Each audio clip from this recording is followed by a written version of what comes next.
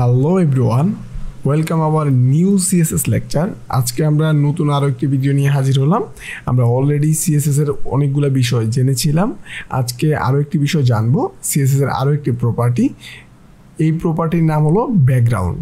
So ব্যাকগ্রাউন্ডের সাথে আরও অনেকগুলো সিমিলার প্রপার্টি আছে। Background image, attach, no repeat, okay, size, so অনেকগুলো বিষয় আছে। সো আমরা ব্যাকগ্রাউন্ডের প্রত্যেকটা প্রপার্টি সম্পর্কে জানবো এবং ইউজগুলো জানবো। যদি আমরা প্রত্যেকটা সিএসএস প্রপার্টির ইউজ জানি, তাহলে আমাদেরকে যে কোনো ডিজাইনই দেওয়া হোক না কেন, আমরা ওটা কনফিডেন্টলিভাবে করতে পারবো।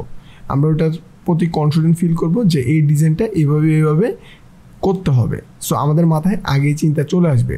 তার জন্য আমাদেরকে সঠিকভাবে প্রত্যেকটা প্রপার্টি সম্পর্কে জানা থাকতে হবে। ওকে, সো জানা থাকলে আমরা বলতে পারবো যে কোন জায়গাতে কি ইউজ করতে হবে বা কীভাবে ইউজ করতে হবে, এই বিষয়গুলো আমাদের চলে আসবে। সো আমরা যদি এখানে চলে যাই, আমাদের অলরেডি এই ফাইলটা আগ থেকে আমরা এই পর্যন্ত সিএসএস করেছিলাম এবং আমরা কালারটা দেখেছিলাম আগের ক্লাসে। সো আজকে আমরা যে কাজটা করব, আমরা চাইলে এখানে যে কাজটা করতে পারি, ওদের তো কোনো ব্যাকগ্রাউন্ড নেই, আমরা চাইলে এদের আলাদা আলাদা ব্যাকগ্রাউন্ড দিতে পারি। সো আমরা কি করব, এখানে আমাদের 4টা হেডিং ছিল। সো আমরা ফার্স্ট হেডিংয়ে এর একটা ব্যাকগ্রাউন্ড দিয়ে দিই।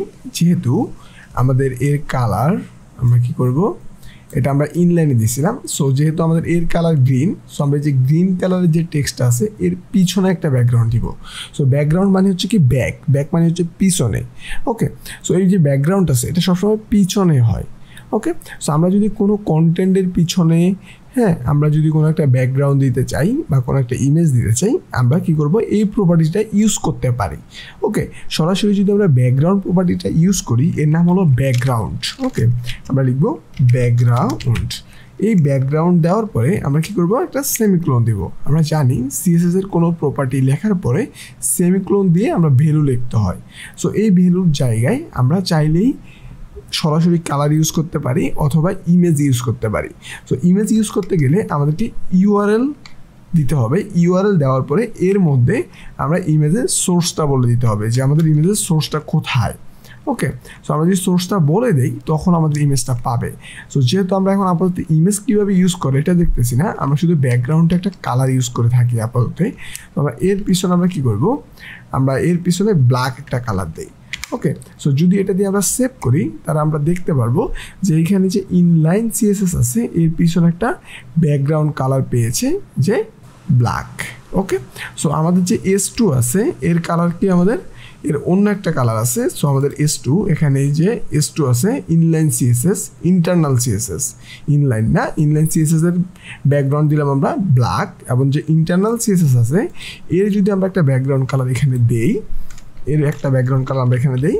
এখানে যদি আমরা একটা ব্যাকগ্রাউন্ড দিই, ব্যাকগ্রাউন্ড দিব কি আমরা, এখানে আমরা ব্যাকগ্রাউন্ডটা দিতে পারি CO4। সো আমরা এই যে ব্যাকগ্রাউন্ডের আমরা কী করতে পারি, হেক্সাডেসিমাল ইউজ করতে পারি। ওকে, সো RGBA ইউজ করতে পারি, SL ইউজ করতে পারি। সো আমরা এইভাবে অনেকগুলো কালার ইউজ করতে পারি। সো আমরা আপাতত এখানে হেক্সাতে দিলাম। দেওয়ার পরে যদি আমরা এখানে সেভ করি, আমরা দেখব এই জায়গাতে একটা ব্যাকগ্রাউন্ড কালার পেয়ে গেল। এভাবে আমরা চাইলেই প্রতিটা বিষয়ে আমরা ব্যাকগ্রাউন্ড কালার দিতে পারি। এখানে আরেকটা ব্যাকগ্রাউন্ড কালার হলো, এভাবে আমরা প্রত্যেকটা দিতে পারি। সো এটাতে কপি করে আমরা এখানে দিয়ে দিলাম। সো আমরা এতক্ষণে অলরেডি বুঝে ফেলেছি যে ব্যাকগ্রাউন্ড দিয়ে এক্স্যাক্টলি কী করা হয়। সো ব্যাকগ্রাউন্ড দিয়ে আমরা যদি চাই কোনো একটা কন্টেন্টের পিছনে আমরা ইমেজ বা কালার অ্যাড করতে পারি। সো আমরা এই শুধু ব্যাকগ্রাউন্ড প্রপার্টি দিয়ে আমরা দুটোই ইউজ করতে পারি। সো আমরা চাইলে ব্যাকগ্রাউন্ডে কালারও বসাতে পারি, আমরা চাইলে ব্যাকগ্রাউন্ডে ইমেজও বসাতে পারি। ওকে, সো ইমেজ কীভাবে বসাতে হয় এটা আমরা পরবর্তীতে জানবো।